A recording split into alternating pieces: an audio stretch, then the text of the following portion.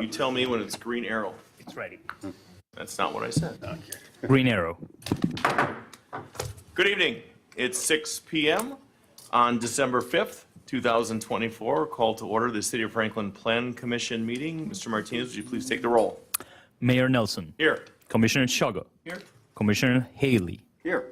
Alderwoman Day. Here. Commissioner Leon. Here. Commissioner Specht. Excellent. Please rise for the Pledge of Allegiance.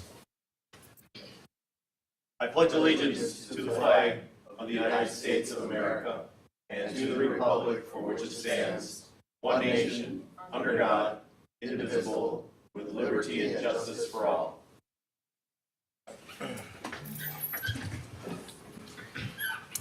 Going on to item B, approval of minutes. Approval of the regular meeting minutes of November 21st, 2024. Is there a motion? Move to pass. Second. First and second, all those in favor? Aye. Any opposed? Ayes have it, motion carries. Moving on to C, public hearing business matters. I'll read the introduction and then Mr. Martinez, you take it from there. Kent area exception, request for approval of an area exception to allow for a lot coverage increase for the installation of an in-ground swimming pool upon property located at 6575 West River Point Drive. Tax key number 851-0022-000. Good evening. Thank you. This is an area exception application, and the request is to increase the maximum permitted lot coverage for the installation of a swimming pool. The lot coverage is the maximum percentage of a lot that can be covered with the structures.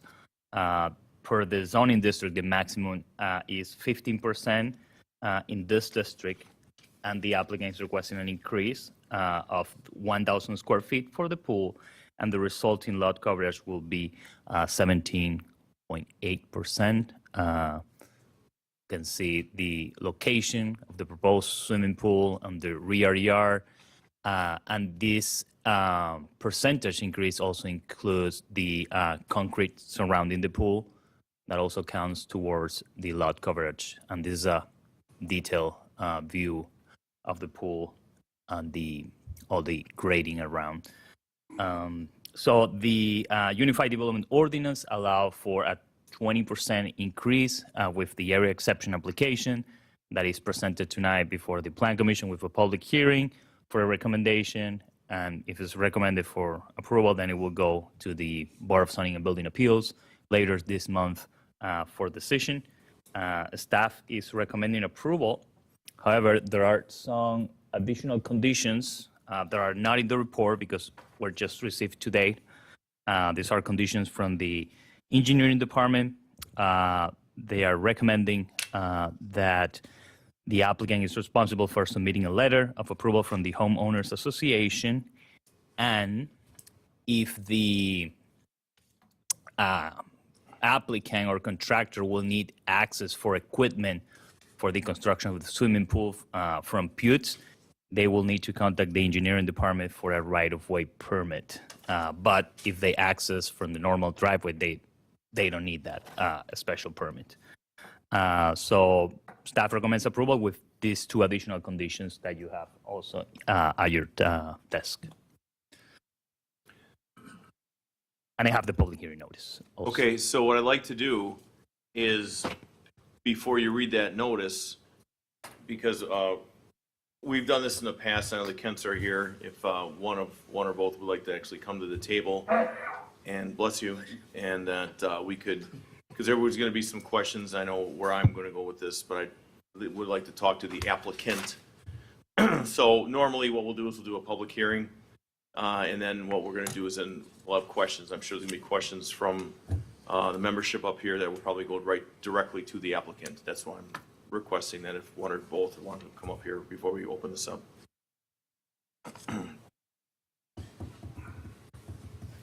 We'll get you another chair.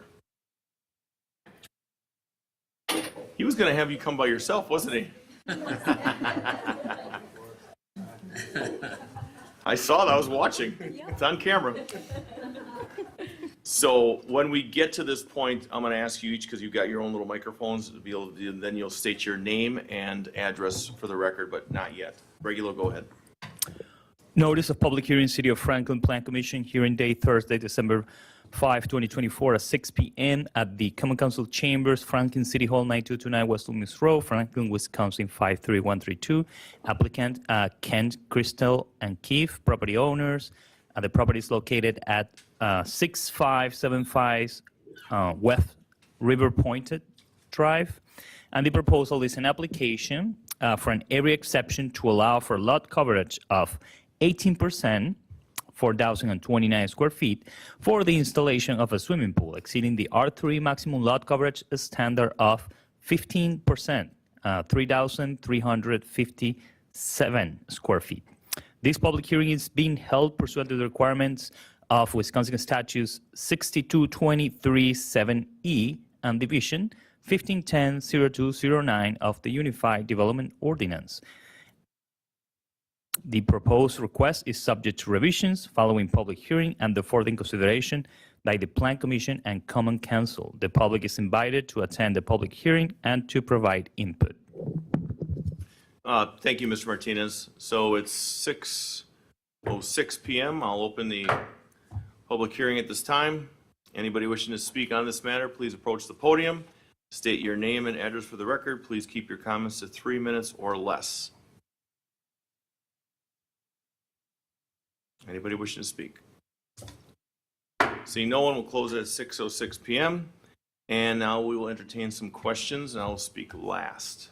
Anybody has any questions? Mr. Leone. Thank you, Mayor. So having read the email that Mr. Martinez addressed, and as a member of the Board of Zoning and Building Appeals, where this would go next, I have a question for the applicant and probably need to refer to the city attorney as well, specific to the letter of approval from the Homeowners Association. So the Board of Zoning and Building Appeals has legal authority to approve things, but homeowners associations have legal authority as well. Do you believe that you would be able to have that letter in hand before the December 18th BZBA meeting from your HOA? You have the letter already? Okay. Then that probably allays my concerns. My concern was if BZBA approves and without the homeowners association letter, if they have it, then we're just asked to provide that at that meeting. So I guess I don't have a question for the city attorney. Thank you, Mayor. If at this point, each of you got your own little microphones, you can bring them close to you and just state your name and address for the record, please, and then I'll start asking a few questions. Crystal Kent, 6575 West River Point Drive. Keith Kent, 6575 West River Point Drive. Thank you. Actually, I'm going to go back to my last, if you want to go next. Yeah, Alderwoman. I just have one, and mine is more of a procedural question, just to make sure that we're not delaying a project here for the applicants. I noticed in here, this is an in-ground pool, correct? Correct. And I do see that you are going to be putting a fence around it. Regulo, do they need to be filing the permit for the fence at any particular point in time? I don't want to get things, the cart before the horse or backwards. I want to make sure that the applicant is doing things in the right order so their project doesn't get delayed. If this is approved, they will need to apply for building permits for the fence, for the pool, and all electrical, etc. Okay, thank you. Anyone over here at this point? Okay. So, a couple questions. So, how long have you lived in Franklin? How long have you called Franklin home, Mr. Me Kent? personally, 48 years, Right. So, you've been here, lifer, forever. as an I, and I grew up with your brother, plural. And this is a wonderful project, but I guess the first point is that, to mirror Mr. Leone, is that you have the HOA support, which is a big deal, number one. Number two, Alderwoman Day brought up my other point, so you guys must have been looking at what I had written down here. But we've had some fence debacles where we've had a lot of, issues with people putting up fences and everything, and it's gone just sideways. So I'm glad that's been brought up because that's a big deal right off the bat. I fully support it. I think it's great. It improves your property. It's a wonderful idea. I know it's a big financial commitment, but I have nothing other than that, other than to move to support. And if there's nothing over here, if you'd like to read the motion. Sure. A motion to recommend approval of an area exception to allow for a lot coverage increase for the installation of an in-ground swimming pool upon property located at 6575 West River Point Drive. Do we include in the motions the conditions from the engineering department? Please. Oh, okay. Condition upon the condition of approval suggested by the engineering department. Number one, the applicant is responsible for submitting a letter of approval from the homeowners association. Number two, access to Buttes Road will need a right-of-way permit, and the applicant will need to obtain that from the engineering department, if needed. I'm not sure I understand the second, because it says that it may not be feasible. So would we, and that I think they'd have to access from River Point Drive. Did I understand that right? Well, if they needed the access to Buttes, they will submit that to the engineering department, and the engineering department will determine if it's feasible or not. Okay. That's the motion? So moved. Second. So moved, seconded by Alderwoman Day. All those in favor? Aye. Any opposed? Ayes have it, motion carries. Thank you. Thank you. Step one. Going on to D as in David, citizen comment period. Citizens may comment upon the business matters items set forth on this meeting agenda, whether it's the Karma site plan or Dunkin' Donuts lighting. So citizen comment period is open up right now. Seeing no one, we're going to close citizen comment period. Move on to business matters. E as in Edward, number one, Karma site plan amendment. Request for approval of a site plan amendment to allow for changes to the approved site plan, including addition of carport canopies, parking changes, and landscape and lighting plan modifications on property located at 9410 South 76th Street. Tax key number 884-9997-000. Turner, good evening and welcome. Thank you. Okay. Thank you. And if you'd like a pointer, you are welcome to use a pointer, because she resists a pointer and sometimes he does, but it's actually a wonderful thing. See that? Okay, thank you. So Karma Laboratories applied for a site plan amendment. They're looking to add the carport canopy right here around this general area right here, as well as adding their generator with a planning screen around this general area. They're going to reduce the number of lighting poles in their parking lot, but still keep the, the pretty much the lighting area the same. They're not going to be changing the height of the lighting poles at all whatsoever. And they're also going to be adjusting the curb lines and to allow better access for the We Energies transformer. So just so we're all paying attention and I get to use my pointer, up here is north, here is west, and here is east. Correct, yes. Thank you.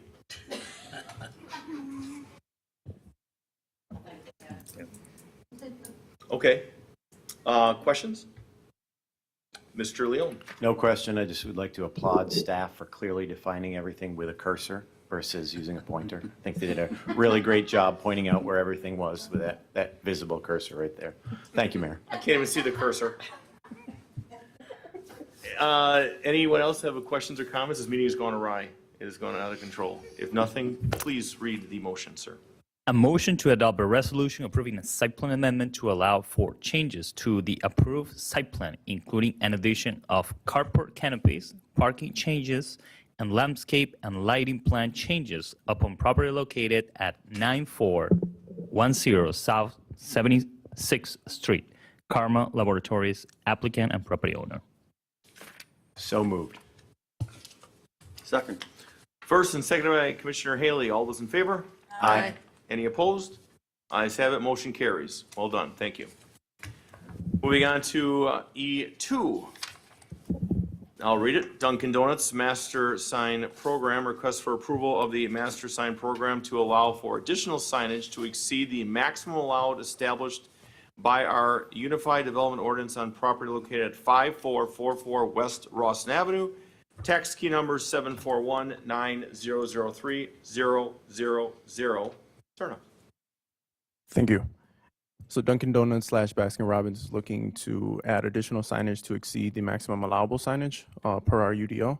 Sir, would you mind putting that a little closer? So Sorry. I can hear you a little bit louder. They're looking to apply for a master sign program to allow for additional signage that will exceed our maximum allowable signage per our UDO. They are. This is a diagram showing all of the different additional signage that they're going to be adding. They're going to be adding 3 wall signs for Dunkin' Donuts and 2 wall signs for Baskin Robbins. In addition, they're going to be adding a combined monument sign. A combined monument sign, Okay. which is going to be right here. They're also looking to add internal illumination to their already directional signs that they have for C1 through C3. Okay, I can start. So one of the things that I've noticed since we did the grand opening there and the ribbon cutting, that place is very busy. And it's positioned where it's extremely visible. I mean, I don't know how you would not have and how you would not miss that. So the staff recommendation on this, if you could just do this for those listening remotely, which I know there should be at least one. What's the recommendation of this? City staff recommends approval of the master sign program. Okay, Mr. Leone. So one question, so on the screen, it shows C1, but on the Dunkin' and Baskin sign, it shows E1. So it would be the sign at the northeast corner of the entry. My only, and you talk about internally lit, my only concern here is that when this first went through a year ago, there were neighbors to the north who had questions about lighting. I think that's probably a relatively small sign, but I just want to get clarification, actually probably not only on C1, but C2, just how that could impact the neighbors. So you're saying to the west. C2 and then C1. Yeah, and that's what it is on this diagram, but again, with what's in the packet, it shows Right. E1 and E2. So I just, want to make sure that that light isn't going to cause problems for the neighbors to the west. I think probably not, but I do remember that. I think it's on the back of your paperwork, sorry. Dan. Oh, thank you. Yep.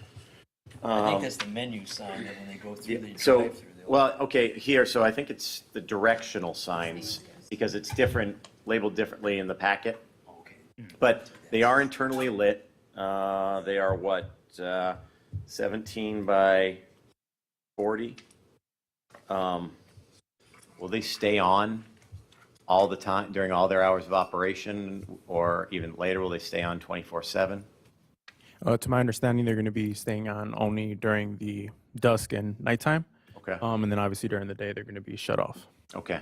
But then, do they go off after close? I can clarify this point. So the business operates 24 hours a day at this point. Okay. Now, the interior, I believe, closes at 10 p.m., but the drive-through stays open. Not that I've been there that many times, but the drive-through stays open.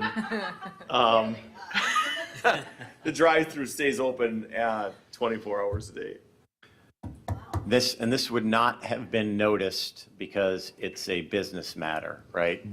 I don't know, it feels a little bit like it won't be an issue because they're relatively small, but I do have some concerns what those neighbors would say to the north.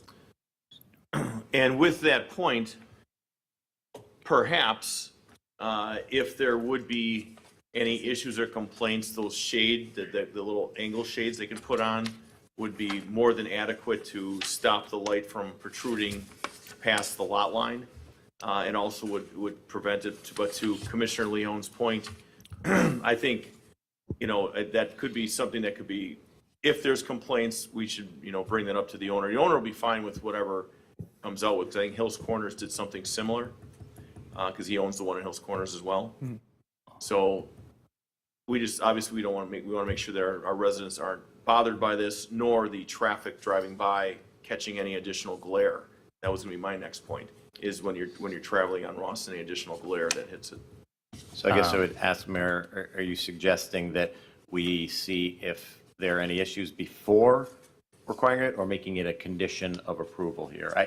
I am leaning towards condition of approval. So am I. Mr. Martinez? Yeah, one alternative that I suggest is a condition requiring the applicant to submit a lighting plan attesting compliance with our UDO lighting standards before getting the sign permits. I think that makes sense. That's reasonable.